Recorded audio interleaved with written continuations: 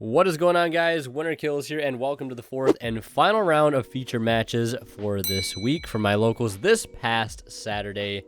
And we've got another really interesting matchup for you guys today. We've got Subterrors on the left versus Tellarknight on the right. Same Tellarknight duelist from the previous round, which if you guys haven't seen it, I'll leave a link to it up in the top right for you guys to check out. It was Tellarknight versus Phantom Knight. Really awesome match, and I can assure you guys this one is also really good, so definitely stick around to see how it plays out. But let's take a look at the poll results here. I asked you guys who you thought would be taking the dub in the final round this week. About 1.3 thousand votes, 67% going to Guru Control, the remainder going to Tellarknight. So Tellarknight being the underdog here yet again. So let's see if all of our loyal Tellarknight fans are right one more time. So dice have been rolled, and it looks like our Subterror player is going to choose to go first. Opening hands of double Imperm, Ash, and double Duality. So we've got, what, 3 different cards in the opening hand here. We're going to see him Duality for City, Extravagance, and Nemesis Archer. And he'll take the City, so really solid opening here. And he's going to go ahead and activate the City. City's going to go ahead and search probably Guru most likely. And then we're going to see him set Guru and then flip up Guru to search. Probably a Fiendus. But he has technically three interruptions in hand, which is really good. But not like so good because like Tellarknight's not a deck that really does a lot. Especially on turn 1. I mean, later on it does a lot more things. But I mean, it's at most probably going to be a normal summon and then set 4. So like you're not going to get a ton of value out of multiple interruptions like this. So he's just going to set 2 with the Guru in defense and the 2 remaining cards in hand, which I believe is Ash Duality. And now we will see our Tellarknight duelist start with a normal summon of Vega, attempting to activate effect to summon a Tellarknight monster from hand, and that is going to be negated with an Imperm. And unfortunately, there won't be much follow-up after that because Tellarknight has literally 0 extenders in its archetype. Hopefully that will change someday. Hopefully Tellarknights will get some sort of Link 1. Something kind of like maybe like Galatea that could set like a Stellar Speller Trap or Tellarknight Speller Trap directly from the deck, and maybe summon out another Tellarknight from hand or something like that. That'd be really solid. Just would be leaps and bounds better than anything Tellarknight currently has right now. But we're gonna see him resolve a Prosperity after that. It's not going to be met with the Ash, and he's gonna set 2 and pass turn. Vega, unfortunately, not big enough to get over the defense position Guru, being only at 1200. And our Subterror player is going to start with Guru to attempt to set itself alongside the Vega. This is only important because this could potentially turn off a Stellar Nova Alpha, because obviously you need a Tellarknight monster on the field to send off to be able to negate. But Guru is just going to get struck down, which is pretty good. That's a card you don't want to have them leave on their field turn after turn. They get a lot of value with it, like with Hidden City, Fiendus, just, itself being able to set itself down via its own effect. So clearing the Guru is really good, especially if you can clear it with a card like Strike that doesn't give him a chance to respond with something like Fiendus. Or a card like Final Battle either. But we know he does not have that yet, but we're going to see him play another Hidden City, which I think was his draw for turn. And that's going to grab another Guru. He will set the Guru, flip up the Guru, and he will not get to search because he had already activated the search effect earlier in the turn, but it did get negated by the Solemn Strike. And importantly, Guru is a you can only use effect and not a you can only activate effect. So you cannot use it again.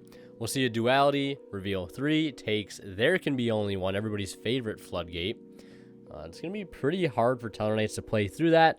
Obviously, everything in their main and extra deck is pretty much Warrior. So that's going to be pretty interesting to see how that kind of plays out. We'll see him normal summon Vega again for turn, and it's going to be met with a TC Boo. So he will not get to summon from hand. He'll set 1 card and end his turn there. And we're going to see him activate the Guru effect to set down. So we could flip it up with the Hidden City to get another search, but he's got another Solemn Strike. So that's 2 Gurus down. 1 to go. Now we're going to see our Subterror player normal summon the Fiendus, and that's going to be met with a Torrential Tribute, which is actually pretty strong here. It's going to keep him from reborning the Guru out of grave, and it's also going to clear the 1 Warrior monster off of our Tellarknight player's field.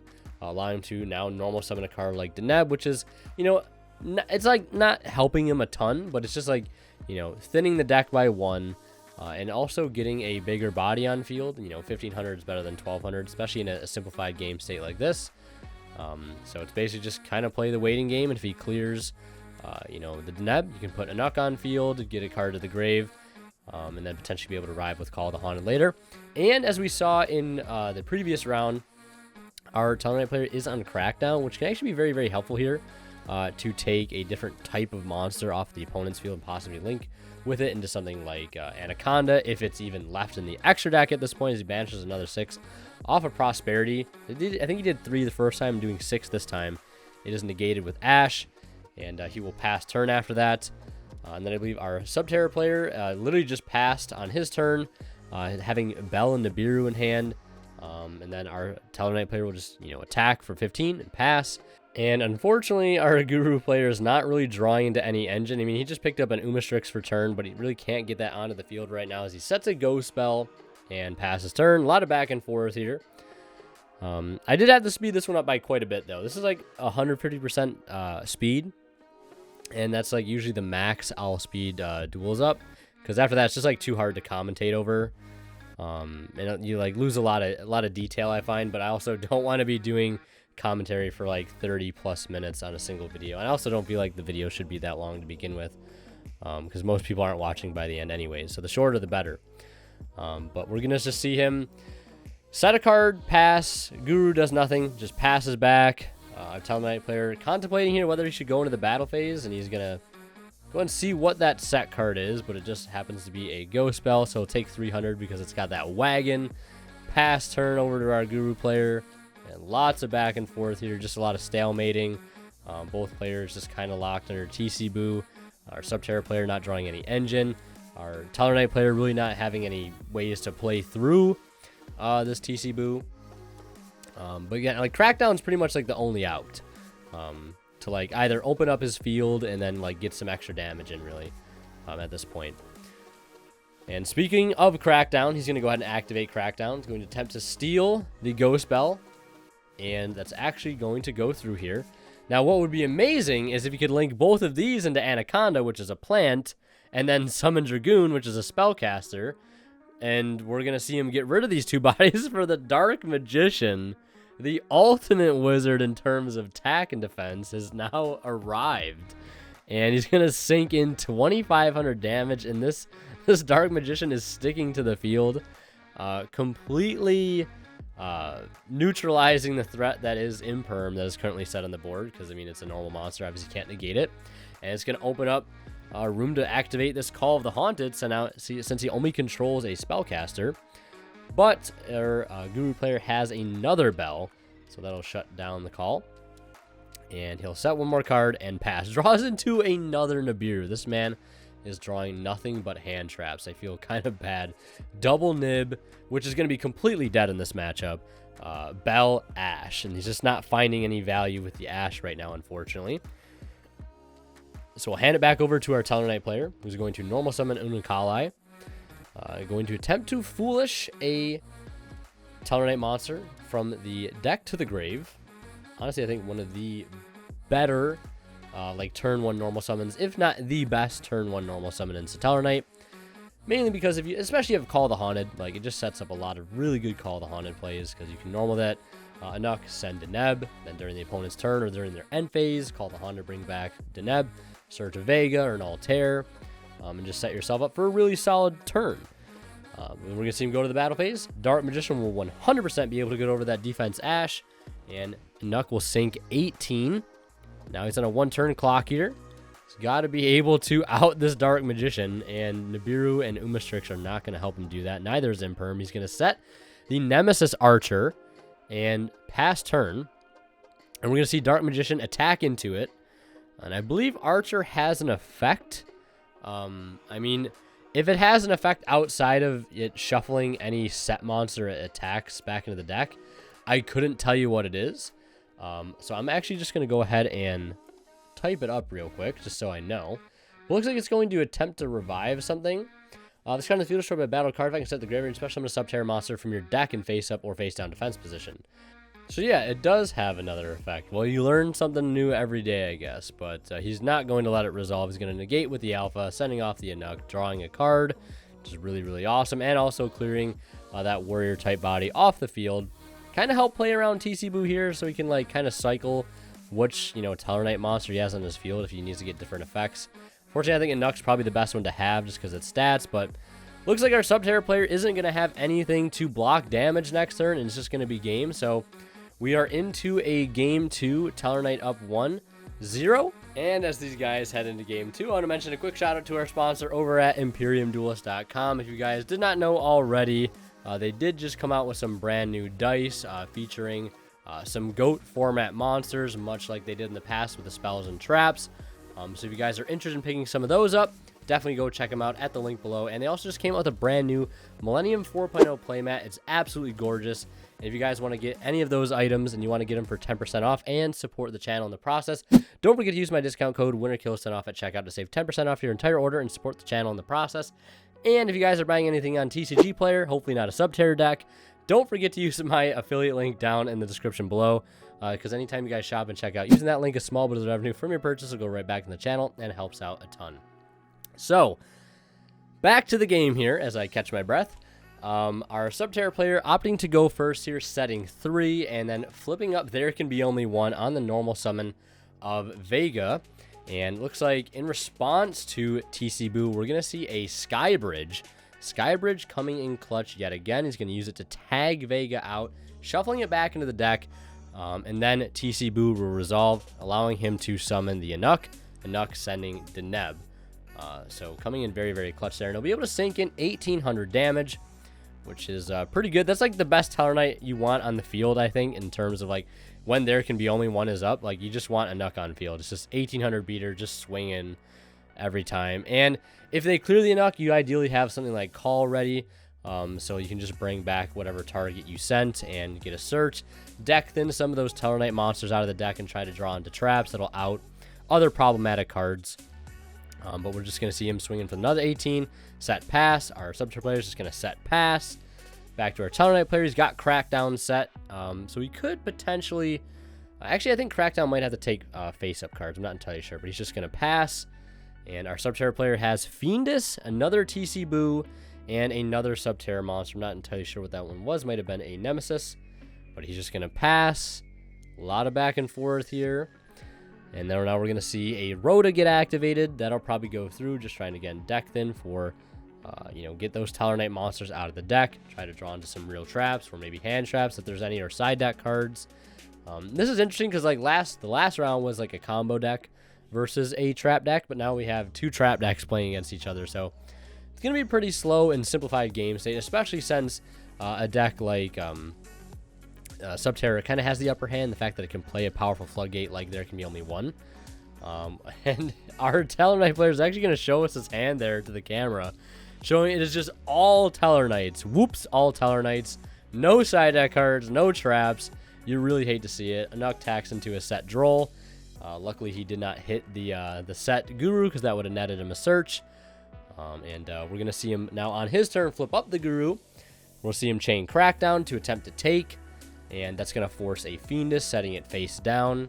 And he will still get to search here, searching another copy of Fiendus. So just kind of playing the control game here. But luckily, so long as he doesn't have Final Battle, he's not going to be able to clear the Inuk with that massive 1,800 attack stat. So we're going to see him activate Hidden City off of the Terraforming. Hidden City will grab Umastrix, which is pretty strong. If he can get Umastrix out on the field, I don't really think there's much our Tellarknight player is going to be able to do. He's kind of got this game on lock, it already looks like. Just because, like, Subterror can actually kind of play into the There Can Be Only One. Obviously, that's why they main deck the card. But we're going to see our Tellarknight player just set one pass, unfortunately. Again, we already know what his grip is, just a handful of Tellarknights. Not really much he can do there. He's going to flip up the Guru, and it's going to fall victim to another Solemn Strike. So Solemn Strike coming in very, very clutch so far this entire match. Almost being like kind of glued to our Tellarknight player's hand. Could say the same thing about our Subterror player with the There Can Be Only opening it both games 1 and 2. We're seeing him normal summon Fiendus. Fiendus bring back Guru set. And we're going to see him summon out the Umastrix. They did have a little bit of a ruling question here regarding to like how Umastrix is worded, it being a when effect. So they did call a judge over just to double check, clarify, because I don't think our Tellarknight player totally understood how it would work. But you know, Umastrix does not miss timing, so was able to hit the board. Just wanted to cut out them talking to the judge essentially. And he'll just pass turn after that. And our Tellarknight player is just going to just go straight to the battle phase, probably not having anything else he can really do here. I think he drew into another spell. It might be another Sky Bridge, which is going to be dead now that TC Boo is, you know, active on the field and it has resolved, obviously. Worked the first time because it has yet to resolve, but now it's just going to be completely dead. End phase, he's going to be forced to discard an Altair, and yeah, the advantage is pretty much just snowballing here. We're going to see him activate Pot of Extravagance, and yeah, it's just going to go ahead and banish top 6, draw 2, basically Pot of Greed here. Does not need the extra deck whatsoever, picks up a Guru and an Imperm. So like, I think this game is probably pretty much as good as over. So we're going to see him activate Umastrix to set itself down and then flip it back up. It's going to banish the Anunculi. So now he can put another body on field, but unfortunately can't take advantage of like 2 of the better Tellarknight monsters, which kind of act as extenders, which are Altair and Vega. There can be only one, by the way. But he's going to swing in for 2,016 and 800 from the Fiendus. I believe it's going to drop him down to 2,100. So he's on a 1-turn clock here, and if he doesn't draw like Lightning Storm, Feather Duster, this game is probably just going to be over, and we're going to be into a Game 3 situation. And I think he draws a Prosperity for turn, so like better than nothing, but it's not going to be enough, unfortunately. And yeah, just because Subterror got to go first there, really gave him the upper hand, and especially they opened really, really solid, and finding there can be only one that early is also really good. But again, our Tellarknight player did not open up well at all. You saw how many Tellarknights were in the hand. He had the entire lineup there, plus some. So we're into a Game 3 situation, and Tellarknight's opting to go first, as you would expect. It looks like in the draw phase, we're going to see a D-Shifter get activated. Very, very strong hand trap. Against most decks, I would really say it's not so great against the Tellarknight, because again, the thing you're only turning off really at the start of the turn here is like a Nuck, making it so he just can't use Nuck to send. But then you can just grab Deneb add for next turn, and just kind of hang out on a bunch of trap cards. And Nibiru is actually surprisingly still in for our Subterror player, which I find very, very interesting, because I just don't think the Nibiru is ever going to resolve, and if it does, I will be surprised. Our Tellarknight player has, for him to Nibiru our Tellarknight player, like our Tellarknight player has to be so far ahead that it probably won't matter. But we're just going to see him with end on the Deneb with set 3, reveal Twin Twister, there can be only, and Hidden City. I think I remember overhearing this point in the duel where he said that'd probably want to be one of the best dualities you could possibly get right now. Twin Twister, obviously take out the back row, engine right there in the form of Hidden City, and just outright control the pace of the game, Floodgate. So yeah, he's going to go ahead and take the there can be only one. After a moment of deliberation, looks like he has Called By in hand, a Nibiru, a Guru, and yeah, setting both the there can be only the Guru and the Call By, and he's just going to pass turn. So doesn't have to worry about there can be only one just yet, but I imagine as soon as he puts another body on the field, he's going to activate it. So there's the Deneb, and he's probably just going to try to force out that there can be only one right now, because there's really no reason to not activate it here. But we're actually going to see a Solemn Judgment shut it down. I mean, like, you gotta use Solemn Judgment there. You just absolutely have to. Could actually just be the key to victory here, being able to actually stop one of these Tikaboos from resolving completely, allowing you to actually play your deck and access your engine. There can be only one as a card that demands an out for his specific deck, and he had the out for it, so he's going to be able to actually Xyz summon. Wow, for the first time, I think this entire match, getting to summon an Xyz monster onto the board in Game 3. He's going to go for Batlamias, which is really, really good for the Tellarknight strategy, allowing him to access cards like Deltaros and Trever, with only having 2 level 4 bodies. So detach, discard a Vega, go into Triver, and Triver is going to attempt to bounce everything back, and that's really good here because like it's not going to give him a chance to be able to attack into his set monster, which will then flip it up and thus be able to activate its effect and get Guru will be able to search. But we're going to see him actually chain Call of the Haunted and Call of the Haunted his own, and then he's going to be able to bring back Vega, and then once Triver resolves, he'll get to add back the Vega and the Call of the Haunted back to the hand. So recurring some advantage there. And American Sniper, talk about it. Just hitting the Guru out of the hand casually and then sinking in 2100 and setting perhaps not. We know he has the Call of the Haunted. And he's got Call of the Haunted plus Alpha. This game might be going in favor of Tellers very, very fast. I mean, we saw how good Subterror was performing when they got to go first in game 2, especially when they opened a really, really solid hand, and Tellarknights did not get to play, but we might be seeing the reverse here. And Nibiru actually, to my surprise, resolving here, because he did summon 5 times, Triver actually being the 5th summon, and I'm surprised they actually let him use the discard effect. He might have actually not have known it existed, which honestly I wouldn't blame him, because, Tellarknight cards aren't really played that much anymore, which is a shame because it's a beautiful looking archetype and has some really decent cards. But Triver effect will activate to summon out a Deneb from grave, and he will not get a search because he already used Deneb effect this turn, I believe. And he'll get the token and attack, only 2100, and then whatever the defensive Triver is.